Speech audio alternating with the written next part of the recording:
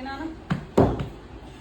చెప్పు ఎవరు చెప్పు చెప్పాలి